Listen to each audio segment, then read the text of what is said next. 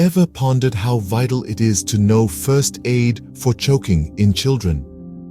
Today, we delve into this crucial subject that every caregiver and individual who spends time with children should familiarize themselves with. Choking is a situation that occurs when an object lodges in the throat or windpipe, obstructing the flow of air. In the face of such a circumstance, the first step one should take is to assess the situation. Check if the child can speak, cough, or breathe. If they're unable to do any of these, they might be choking. In instances where the child is conscious but unable to breathe, it's time to employ the Heimlich maneuver.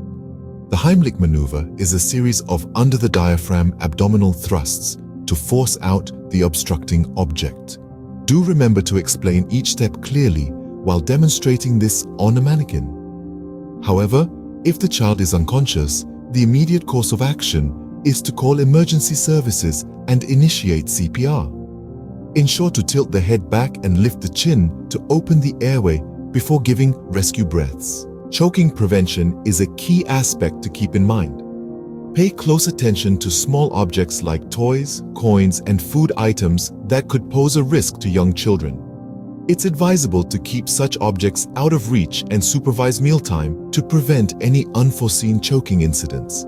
In conclusion, the importance of being prepared and knowing what to do in an emergency cannot be overstated.